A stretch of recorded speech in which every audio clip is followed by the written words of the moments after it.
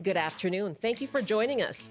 Well, Granville Street is getting a facelift yet again. It's been waning in recent years amid issues including safety. Well, what's needed for a thriving nightlife scene where you live in the province?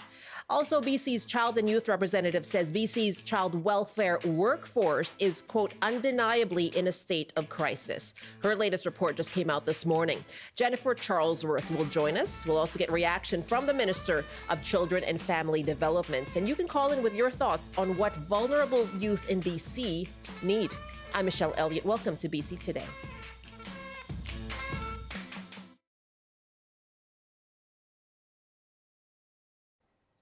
Vancouver's historic Granville Street has been the go-to spot for concerts and events, of course, for years.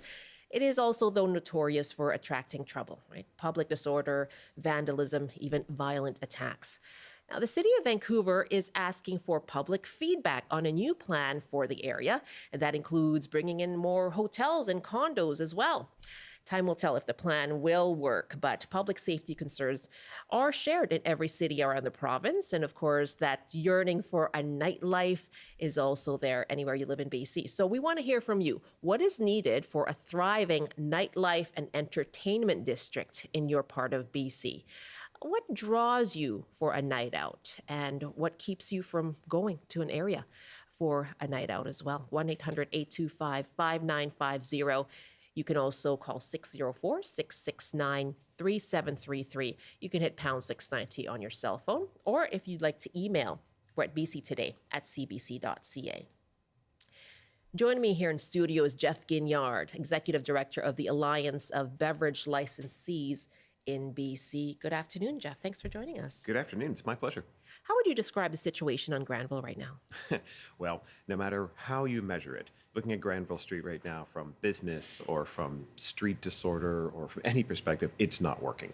It hasn't been working for a long time. Folks in our industry, in the nighttime economy, in the hospitality industry, we've been asking for a plan like this for probably before I started doing this job a decade ago. So Right. seeing this kind of plan where we're going to bring together different elements, make the city more vibrant, and actually plan how we want that development to work is going to be a really big win for everybody over the next 20 years. What do you think is the root of the problem there? I was trying to think, we were talking about it this morning, we are trying to think of when things kind of turned and when those concerns were first raised. You started seeing, incidents, whether in a venue and then or outside on the streets. Like what's the root of it? If you go walk down Granville Street now and speak to the different business owners, you'll get tons of different versions of the story of where it all went wrong. But everybody will agree that this is not working, right? So we didn't have a plan, and every plan we've done has been stops and starts, and people have forgotten about it. We have crime increasing. A lot of folks would blame the nighttime economy for that, but walk down Granville Street in the afternoon, and people don't feel safe there anymore either. So we have to focus on safety for sure, but economic development is a really good path forward on that. And we're going to build different clusters on the street, right? We're going to have like an entertainment district, which is not just nightclubs, but think theater and vibrant hospitality businesses around that. I mean, it's time to get excited about what Granville Street could be in 20 years. Well, I saw what it could be last week. I had to host one of those CBC's Road to the Junos events. It was a concert at the Pearl, and it was packed. On like a Wednesday night, and just seeing live music. It was just so vibrant. But then you go outside and it's quiet. Yeah, people have turned away from Granville Street because it's gotten a bad reputation. It is still safe to go and have fun out there, but we're trying to think past the current problems and imagine if you had a Times Square vibe down on Granville Street, right, with like a lot of entertainment options and very cosmopolitan experiences. I think what the city staff have tried to do is look around the world, see what has succeeded, looked at other places in British Columbia and Canada, and try and find ways to stimulate those businesses. And we need to create not just more hospitality, which that's going to help our industry a lot, but also we need more accommodation, more hotels in the city. Right? We need more residential, and residential that's built to have a vibrant entertainment district beside it that's got sound dampening in place. So this is about having a plan and executing that in stages over the next 20 years. Okay, so what's needed to address the safety issue? Yeah, first off, I mean, overall economic development on the street, get more people there, get more vibrancy there, it will become safer. Work closely with the police and other communities on how we can do all that. But essentially, we just want to make this a place to come in the daytime as well as the nighttime. And I think if you talk to the business owners down there, again, they've all got different ideas of how to do it. What has been missing is a central coordinated plan driven by the city that developers can invest in, that businesses can invest in, and that citizens can trust. So we work together on those, and folks can, I think, go to the city's website up until the 23rd of February to weigh in on their opinions. And I think we should support this plan. It's not perfect, but it is pretty darn good, and it's going to get us really far along the road. Okay, so let's take a look at some of the key features of this plan. One is cultural investments to protect venues like the Orpheum, the Commodore Ballroom, and the Vogue Theatre while expanding those spaces, improve safety and well-being. So this would be things like community-based street outreach teams, as well as working with the VPD.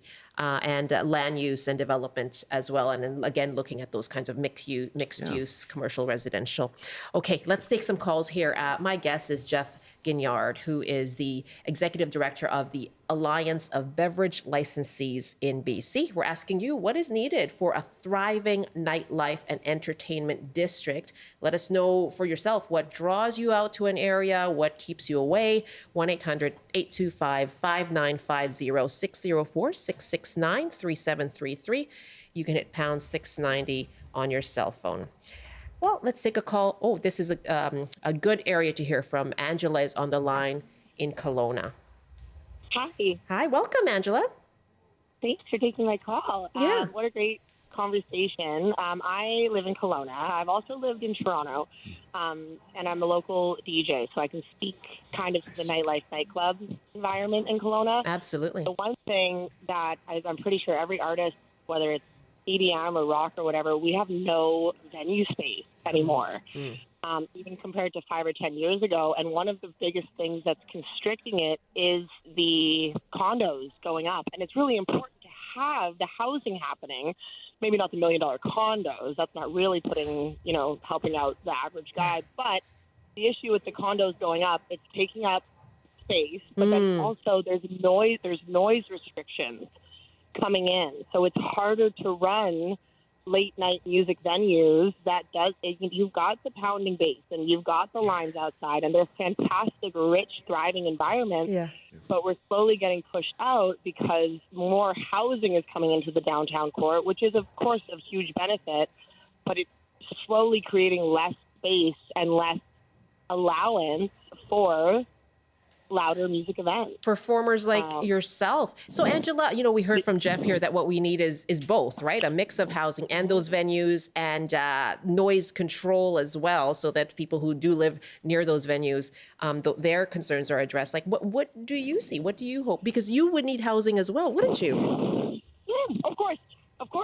And one thing that is happening in Kelowna, at least, is we do have a massive industrial area. And I can remember being in Toronto in around 2012, 2013, that's where you would find a lot of the clubs. They were Right. moving out of the direct downtown core, more into the peripherals of downtown, down by the harbor, down by the water, where you had more of those warehouses. You had more businesses that were closed at night, so the noise restrictions didn't matter as much. So in Kelowna, it would be fantastic if that could happen and we moved more into the industrial areas that were still central, but not quite in the downtown core. But then also we need the city to value what we're doing. And that's a big part of it as well, is does the city as a whole value live performance and arts and music and all of those kinds of things? Because the focus, of course, is on housing and safety, as it should be for a large city. But that's not the color in a city. The color in the city is the art. And I think that the city has to see the value in that. And when you think about the Taylor Swift tour, how much money you can bring into a city through arts and music. Jeff is smiling as you say that. Yeah. Yeah, right?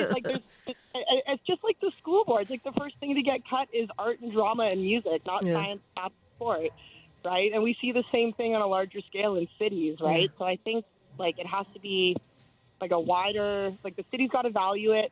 We've got to create the space for it, and then we've also got to be a little bit lenient and say, you can make noise. Yeah. That's well said. Embrace the bass. Embrace the bass. Beautiful. Yeah. Angela, that's all I have to say, really. You put it so well. The color. Art is the color in a city. So how do you accommodate for its growth? And how many times a week do you perform then? Do you get to perform? Oh, I just had a great show last week. So right now we've got a couple venues that are popping up in multi-use spaces. So like an old retail space is now kind of being used as a discotheque. So we've had some great shows there. Yeah. That's wonderful. And then we also just had Fireside Festival, which happened at Redbird, and we had 200 or 300 people come out through the weekend, and it was multi-venue, and it went all day, and then there Wow. was some classic after party. So the venues are working. So we've got some like breweries and venues and bars all working together to kind of repurpose spaces. But it would be great to just have more spaces. Right, that are that's dedicated. for Angela, entertainment that we don't have to. Yeah, you've painted such a great picture. I want to get Jeff's response to that. The need for venues, but also, I appreciate the embrace the bass and the sound and the noise, but also you understand the concerns around noise. So how do you balance that? Yeah, I mean, first off, I love everything you just said, Angela. That was all very well put. And I think there's a number of things you can do, right? One of the challenges with noise on a place like Granville Street is we did not build those buildings with the anticipation of having, an EDM party on it, right? And to have that kind of bass in there. So part of this change has to be making sure that any new constructions take that into consideration so we can build those structures there. Additionally, we've had issues with crime that have stopped some perfect live music venues from hosting those events because they could no longer guarantee the safety of the staff, the patrons, or even the building itself when we had people lighting fires outside. But also, I take your point that sometimes the best space for this is actually outside of downtown. Mm-hmm. This is just about the Granville Entertainment District or the Granville Street today, but next up, absolutely, we move places like that where they aren't going to be noisy, put them into a spot where we can cater to it, and having the city value it is what's really at the core of this that I think Angela said so well. That was really interesting. Do you think that there has been the sense of undervaluing the potential for Granville over the course of the years then? I think there has been a catastrophic undervaluing of the entire nighttime economy in this city and in this province. And that's been very frustrating. One simple thing they could do that's different councils have recommended, and we've spoken to the number of times, have a nightmare, someone who's a not-for-profit office responsible for helping coordinate vibrant activities, make it a place where creative people and artists meet and thrive during the evenings, and then extend that throughout the course of the day as well. And we've seen it in other jurisdictions, and it works wonderfully. A night mayor. Yeah. I thought you said nightmare, so I thought we should probably change that name to something better. Yeah. Let's take another call asking you, in light of plans for a kind of facelift to reimagine the Granville district, downtown Granville Street in Vancouver. Public input is being taken until February 23rd, hoping to make it into a welcoming, vibrant, and safer entertainment district. We're asking you, in your part of the province, what's needed for a thriving nightlife and entertainment area? What keeps you away? What draws you out? 1-800-825-5950, 604-669-3733. Great to hear from Kelowna just now. And Kyle is calling from Langley. Hi, Kyle. Thanks so much for joining the conversation. What draws you into the downtown or keeps you away? Not anymore, but when I was younger, I know a lot of us from across the bridge would lots of people would drink and drive because the SkyTrain closes at 1, and the bars would all get out at 2:30, right? Mm-hmm. So you'd probably save a lot of lives if you just open the SkyTrain a little later. Transit is an issue. Yeah, because now you got Uber and stuff, but before you'd get out of the bar and it'd be like a 5-hour bus ride, so a lot of people were drinking and driving, right? That's really terrible, yeah. But, I imagine overall that the access via transit, because you do have fewer, I know the younger generation aren't as want to drive or to own a vehicle. Yeah, but the SkyTrain's still closed.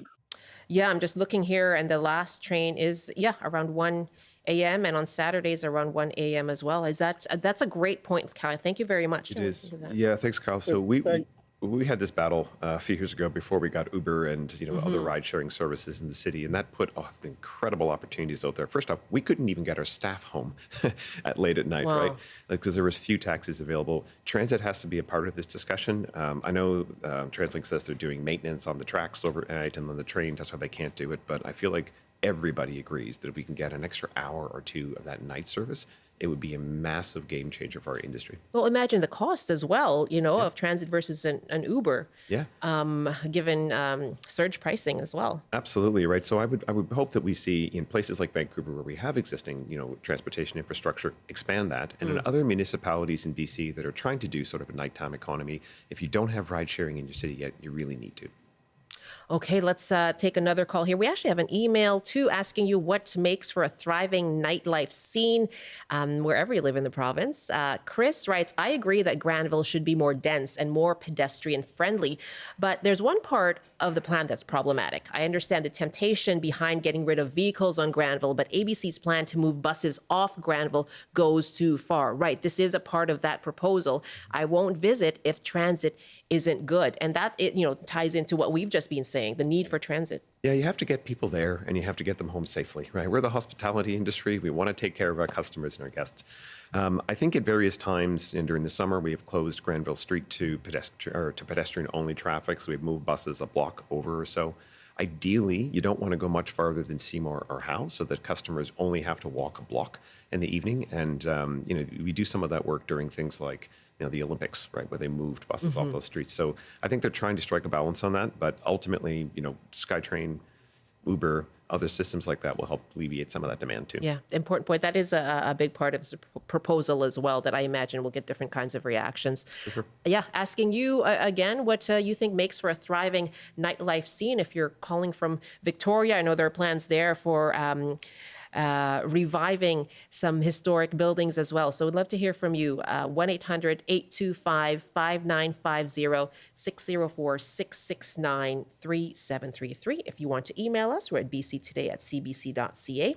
My guest, Jeff Ginyard, who's Executive Director of the Alliance of Beverage Licensees in BC. Well, let's take another call. Keith in Vancouver. Hi, Keith. What's your experience? Hi there.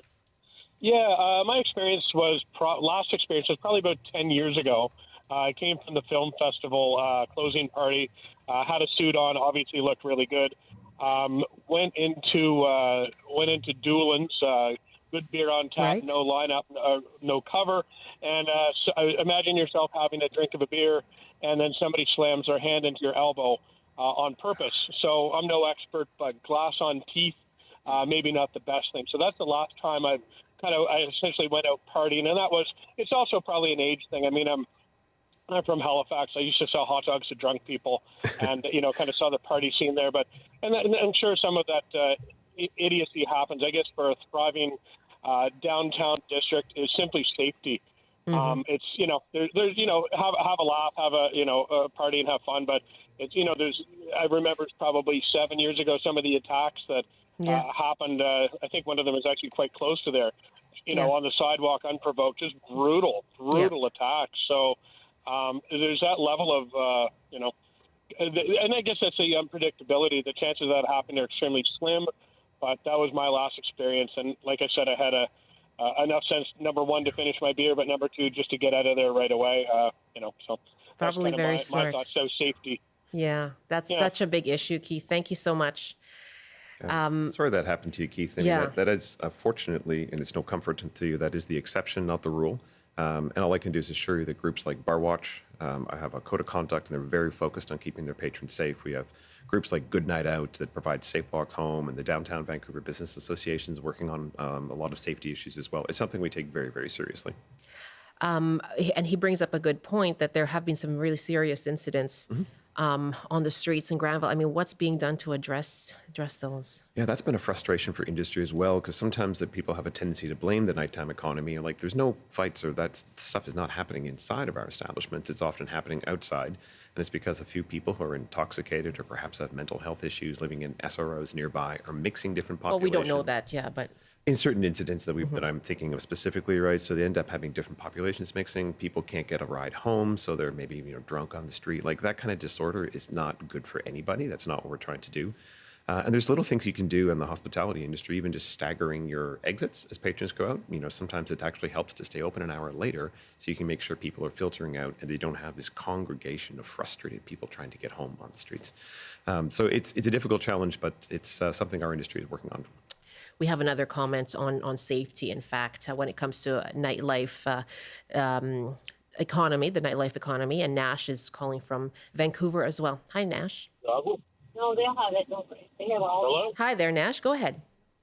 Yeah, hi. My major concern is safety, and that's a very serious subject. I've seen several attacks in Yaletown and Granville, and I recommend people not to go there. We have a police department that should be walking the beat instead of spending all their money in those expensive locations like the community center that they have there on Granville Street. Why can't the mayor stand up to the police and ask them to walk the beat? Because it's so unsafe. And I go to all cities in the world, and it's time that Vancouver do something about it instead of stop putting their heads in the air and saying how great of a city we are, because we are a very dangerous city.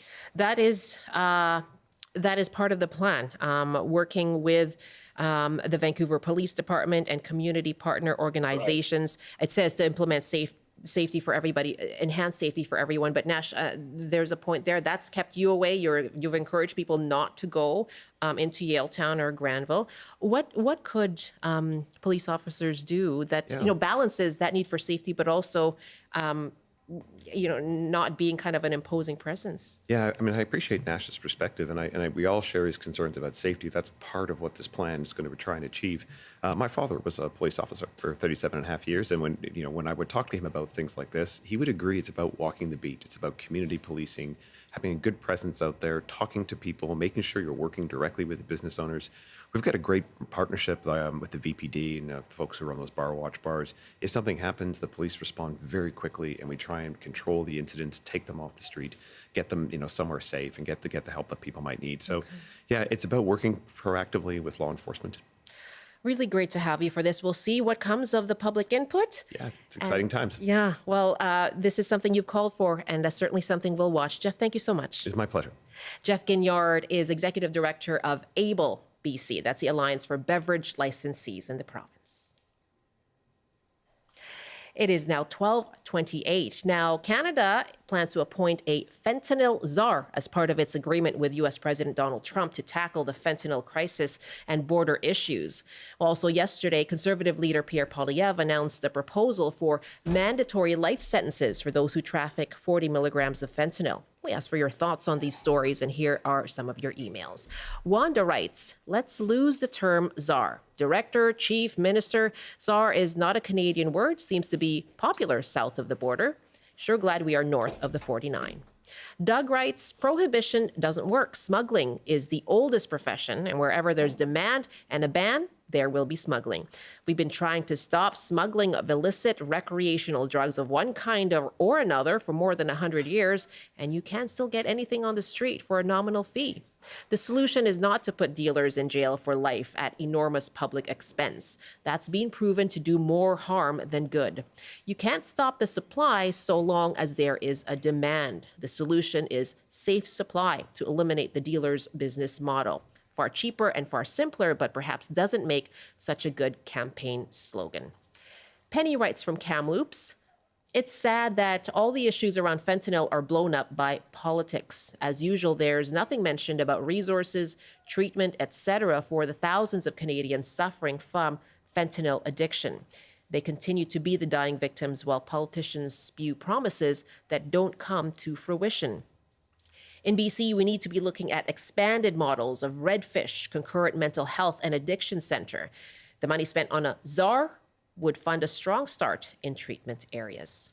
Thank you so much for your emails, and that's bctoday@cbc.ca.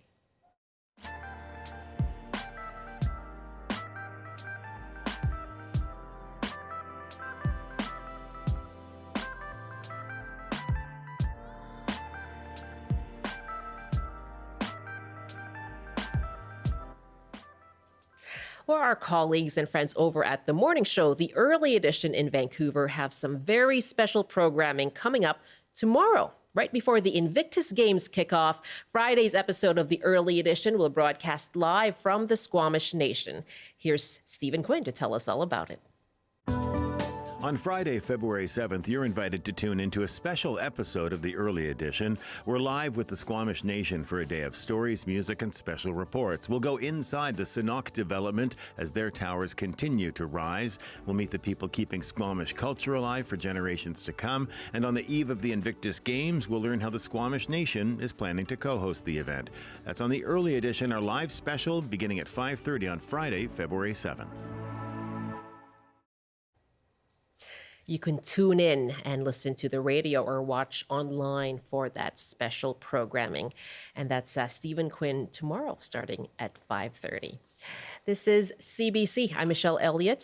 Thanks so much for joining us here on BC Today, spending your noon hour with us, whether you're listening on CBC Radio 1 or watching us on the CBC News BC channel. Or on YouTube as well. Welcome to you. Thanks so much for being with us. And coming up in our next half hour, we will speak with BC's representative for children and youth.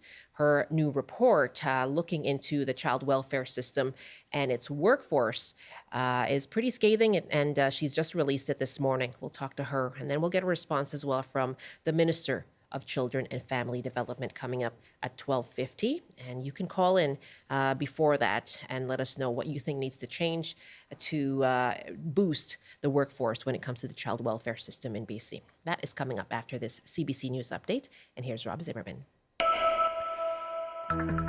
Good afternoon. A Nanaimo woman convicted of murdering and dismembering her ex-boyfriend 5 years ago has been handed a life sentence with no chance of parole for 12 years. Paris LaRoche was found guilty last year of second-degree murder and indignities to a human body in the death of Sydney Manti. The judge said a mitigating factor was the physical and psychological violence LaRoche suffered at the hands of Manti during their 6-year relationship. BC's representative for children and youth says it will take a decade to fix what she calls the state of crisis in the province's child welfare system. The latest report from Jennifer Charlesworth describes an unhealthy work environment characterized by stress, burnout, and tragic public cases that have eroded the reputation of the Ministry of Children and Family Development. And a physician on Vancouver Island has quit her jobs with the Island Health Authority, saying she had already been placed on leave as punishment for advocacy work that included setting up unsanctioned overdose prevention sites. Dr. Jess Wilder says she has resigned from Nanaimo Regional General Hospital. Wilder is a co-founder of the group Doctors for Safer Drug Policy. And now the forecast: Arctic outflow warnings continue for Whistler and the North Coast, and an extreme cold warning is in place for Yoho National Park. Elsewhere, highs around -12 with periods of light snow in the Peace. In the central interior, mainly sunny with a high of -15. Highs from -11 to -2 and mainly cloudy in the West Kootenay, mainly sunny in the East Kootenay. In the southern interior, a mix of sun and cloud with a high of -7. And for Metro Vancouver, Greater Victoria, and the Fraser Valley, mainly cloudy this afternoon, a chance of flurries with highs around 2. That's your CBC News update from Vancouver. Thank you, Rob. That is Rob Zimmerman in the CBC Vancouver newsroom. This is BC Today. Thanks so much for joining us. And coming up on the coast this afternoon, you'll hear this. Here's Gloria Makarenko. Hi there, it's Gloria Makarenko here, and I'd like to highlight a couple of things we've got lined up for On the Coast this afternoon. You know, no one wants to fall for a scam, and with artificial intelligence, a lot more scams can seem believable. So the BC Securities Commission says they are here to help. They have just released a novelty album to raise awareness about this issue. So we'll hear some of the album and we'll meet the people behind that project. And also, here's something that's going to take a little bit of getting used to. Our dear friend and colleague, Belle Puri, is getting ready to hang up her headphones this week. Yeah, she's retiring after a long and accomplished career. So Belle's going to swing by our studio and talk about some of her career highlights. I hope you can join us for On the Coast between 3 and 6 this afternoon. Oh, thank you, Gloria. And the great Belle Puri, who has won a Lifetime Achievement Award at the Websters recently. What an honor to have worked with her. I used to watch her reports when I was a student in journalism school. She was an example then and has always been. So congratulations to Belle on an outstanding career. You can hear her this afternoon on the coast. And that's on radio, of course, and anywhere on the CBC News app.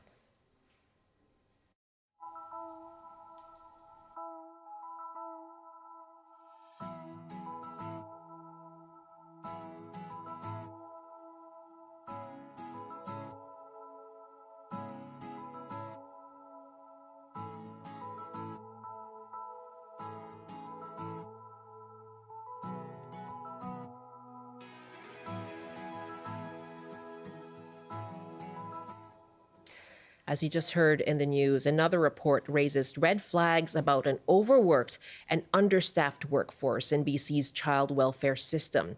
This was released just this morning by BC's representative for children and youth. It's called No Time to Wait, part 2 of a report released last summer. We're going to speak with the representative in a moment, and we are taking your calls. What is needed to fill the workforce gaps in BC's child welfare system?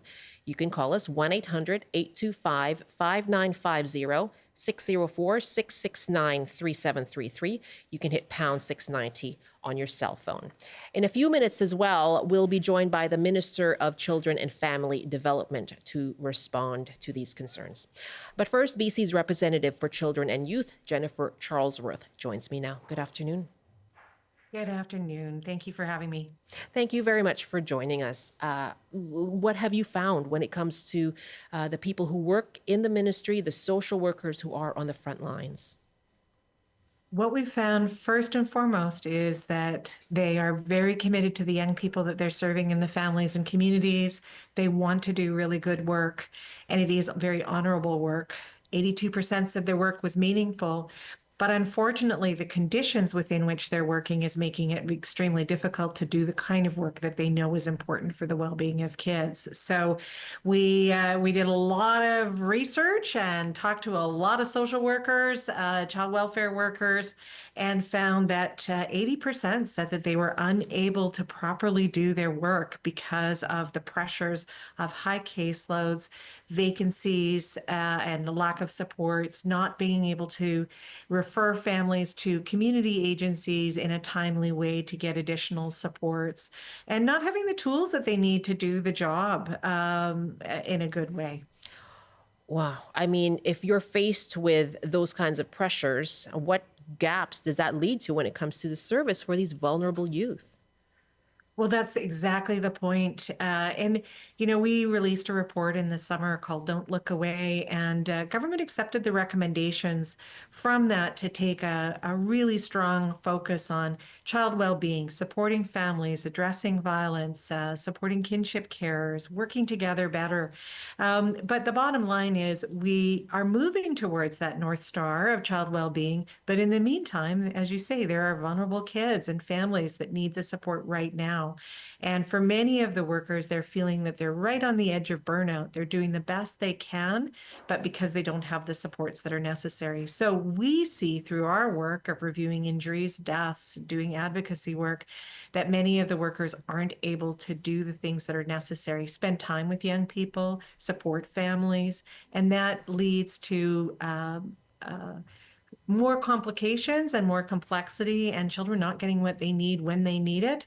And often that results in greater harm over the longer term. It's hard to hear this and not think back to the many reports, right? This just seems to be such an intractable problem. And these are cases that really have severe consequences. I mean, why is it that it just continues to elude solutions? That's the million-dollar question. And I've been in the field for close to 50 years, 47 years. And you're absolutely right. We've had many reports. We've had many commitments. We've had many calls to action. But I think there are a few things. One is it's easy to get distracted from pursuing these changes. Let's just take a look at what's happening south of the border and the tariffs and all of those kinds of things. These are major distractions and important things to pay attention to. So it's hard to sustain our commitments over time. It's costs money, and government is constantly trying to determine where to put the resources. And it takes a significant amount of goodwill, and oftentimes public, frankly, don't see children as the most important thing in their lives, or especially those children who are vulnerable. So there's just a combination of things that keeps us from really digging deep and making sure that we sustain the commitment towards the change.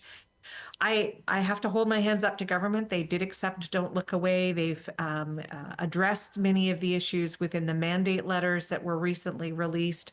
So I remain hopeful, but it's a tricky area, and it's hard to break out of the cycle that we're in, where people think, oh, I don't want to work for the Ministry of Children and Family Development. That doesn't sound like a great environment, just at the time when we need their skills and expertise. Oh, that's just it. How do you recruit more people when already there seems to be this challenge of even retaining staff because of the pressure of that workload? So I imagine this is only, I don't know, but has it gotten worse? Well, it does appear to have got worse. Definitely the complexity and the needs that we see amongst children. Earlier in your show, you were talking about the overdose crisis, the toxic drug poisonings and whatnot. That is making things way more difficult. Poverty, housing insecurity, cost of living is making things difficult. So, but I don't think that all is lost. First of all, it's important to know that the vast majority of people say in working in this field, the work is meaningful. They really enjoy their direct supervisors, and they really enjoy their coworkers. So there's some real strengths to build on. But we also see that this is hard work. So the things that would make a difference, recognizing the difficulty of the work, providing supports for staff in terms of their mental health and wellness, senior practitioners that can guide them through really difficult times, recognizing compensation, that we need to incentivize, much as we are in other areas of where there are shortages. We can consider incentivizing through compensation. And being able to just say, okay, we recognize the importance of the work and providing the tools to be able to do the work. So we identified 17 recommendations. We think many of them are doable. In the shorter term, we're not talking, decades here to do this. Some will take more time, but there are some things that I think could make a difference now. But we really do have to shift that public perception and the professional perception of the ministry, and address the issues that workers are telling us over and over again are getting in the way. My guest is the representative for children and youth in BC, Jennifer Charlesworth. Her latest report, released just this morning, finds that the Ministry of Children and Family Development's child welfare workforce, she calls it undeniably in a state of crisis, and has made some recommendations, including measuring social worker workload, more robust compensation measures, and a plan for developing better support and the health and wellness of the staff to mitigate stress and burnout, as well looking at improving training and oversight. So some of the recommendations, as you heard her say, 17 there. Taking your calls, what do you think is needed to fill the workforce gaps in BC's child welfare system? And in about 7 minutes from now, we'll be joined by the Minister, Jodie Wickens. Let's go to Brittany, who's calling us from Vancouver. Hi, Brittany. Hi. I was thinking, because I'm in a treatment center right now, and if there was more resources like that for the parents that are having the need for the social workers, so it wouldn't be so as hard on the workers, as well as for myself. After I'm done treatment, I'm going to go to school to become a social worker. Wow. I'm hoping that the funding will be there, but maybe that, maybe having more free schools for that case. To support you in your pursuit. Are you a youth, Brittany? Yes. Well, I'm 32. 32. Okay. Can you tell me more as well about, I think you wanted to talk about how youth in care or who need to be in contact with the welfare system are treated? To be honest, I am a ward of the ministry, and I wasn't really treated that good when I was in foster care. Maybe having more background checks on a lot of the foster providers, and like, so we don't have to go through re-traumatizing of the intergenerational trauma of residential school. Yeah, so I'm sorry that you went through that. Yeah, it's all right. I'm working on myself at the treatment center here now, so I'm feeling that I'm ready to take on the next step and help future youth. That's really amazing that you're planning to give back and pursue social work, Brittany. I wish you all the best. Yeah. Yeah, I appreciate your call. Thank you. Wow, what a story. Jennifer Charlesworth. So saying there that in terms of treatment, more background checks for foster families, foster parents, and just compassion for the children who need this support. Absolutely. And Brittany articulated so perfectly the importance of providing the supports early on, listening and honoring our young people, making sure that the people who are caring for them are able to do that in the best way possible, and then creating those kinds of supports that can address some of those historical or intergenerational challenges. Yeah. So again, as you said, congratulations, Brittany, for taking such positive moves in your life. And I would love to see you in the social work field. There's so many people that, like you, that I've learned so much from in order for us to be able to do the work. And that's why it's meaningful work, because we can make a difference in the lives of our young people. Brittany, thank you so much for calling. It was really good to hear from you. Nancy is our next caller now in Revelstoke. What do you think is needed to fill the workforce gaps in the child welfare system, Nancy?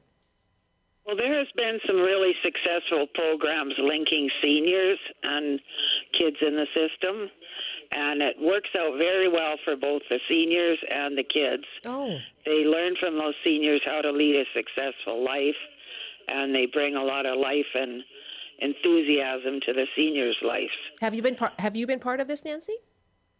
No, I've just read about different ones that have been very successful. Okay, well, really good to hear from you. An example of perhaps the kind of community support that could be available. That's Nancy joining us from Revelstoke. Jennifer Charlesworth, you also, I wonder about, you said that you were glad that the ministry has accepted the first report, part one, and of your report, and then this is the second report now, No Time to Wait, part two. We have a new minister who is waiting in the wings actually to speak to us. So there's been a high turnover of ministers in this very difficult portfolio. So I guess how confident are you that there will be a plan? What are the benchmarks that you're putting in place? Yeah, great question. And we have, we actually in our Don't Look Away report, which preceded the part one of No Time to Wait, we talked about all the different governance strategies and mechanisms that needed to be put in place so that there is accountability. So I am well aware there's the Cabinet Committee on Social Initiatives that has some responsibility for this. There's a Deputy Minister's Project Board that's been created with support from the Premier's office. There's a very robust work plan that's being developed. So I actually feel very encouraged by what I've seen thus far.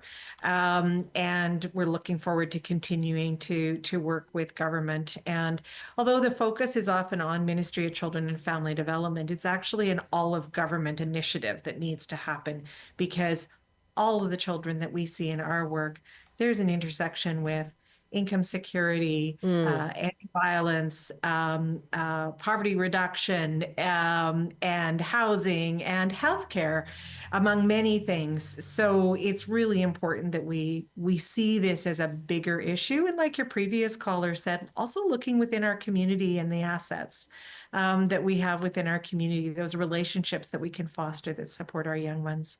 Jennifer Charlesworth, always good to have you on the show. Thank you very much. Thank you so much, Michelle. Take care. You too. That's been BC's representative for children and youth, Jennifer Charlesworth. Now, before I go to the Minister of Children and Family Development, let me just go to Scott in New Westminster. Scott, you work in child welfare. Actually, currently, I'm not currently working with youth, but I have in the past, and I've found that I find the rate of pay tends to be lower when you work with youth. And I don't know if that could be, that seems to be a barrier that is out there. I don't know, maybe that is in the report, yeah. I mean, I've been in the field for 20 plus years or something now, and it's something that when we're as a younger worker, it's like I think people are very keen to work with youth and help. And as time goes by, I think people when you're living in a city like this, you need to have an income that you can survive on, and that was one thing that I found. It was when I worked with youth, it tended to be a lower paying position. So okay, and what about your workload, Scott? What was that like? It tends to be it's definitely a more challenging population.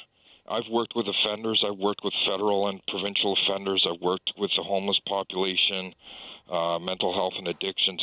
I mean, all of these things are kind of intertwined. But I found that, I just found that youth are. It's very challenging.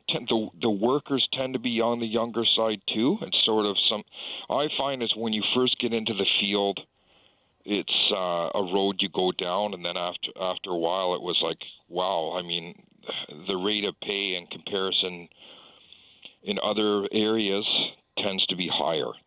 That's been my perception anyhow. But Scott, really glad to hear from you and hearing your experience as a former worker with you. Thank you so much. That's Scott in New Westminster. Well, joining me now to respond is BC's Minister of Children and Family Development, Jodie Wickens. Minister, good afternoon.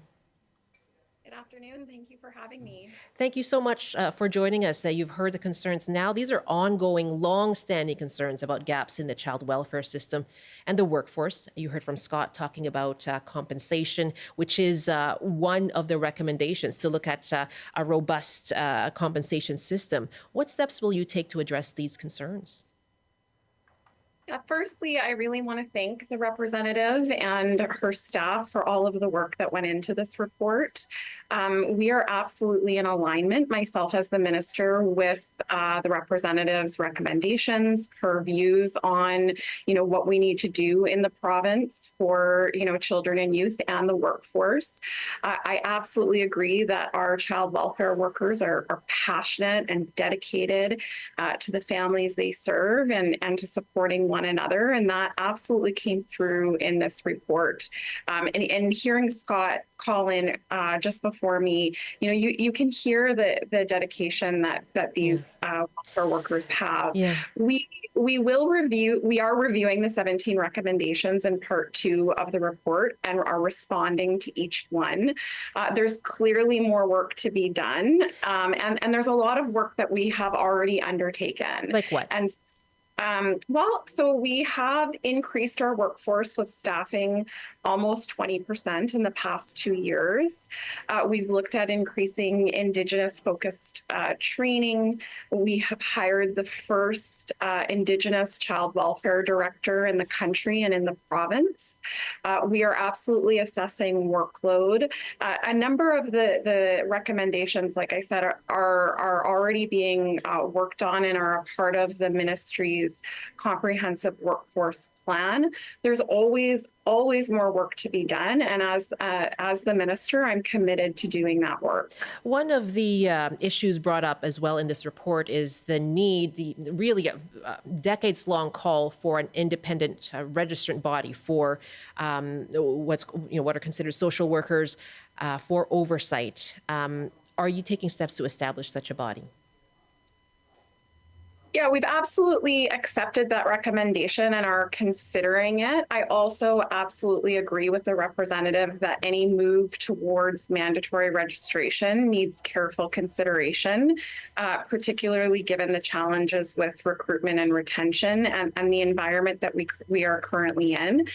My first priority is always the safety and well-being of children, and I recognize the real importance of ensuring a high-quality workforce. Do you think an independent body will help with that? Do you agree? I think it could.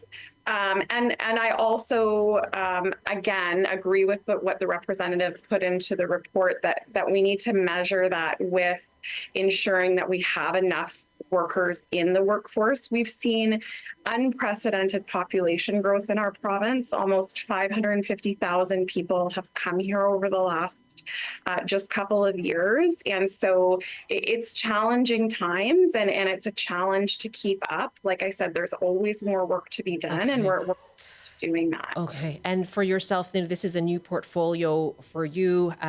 You were Minister of State, but in December you took over for Grace Lore, who is undergoing cancer treatment.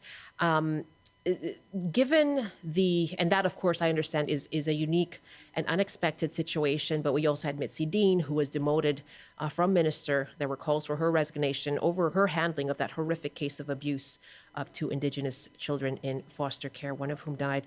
This is an extremely difficult ministry that you're in, and given the high turnover of ministers, how can people be confident that you will achieve results? What are the benchmarks that you're putting for yourself? What can we see in 2025?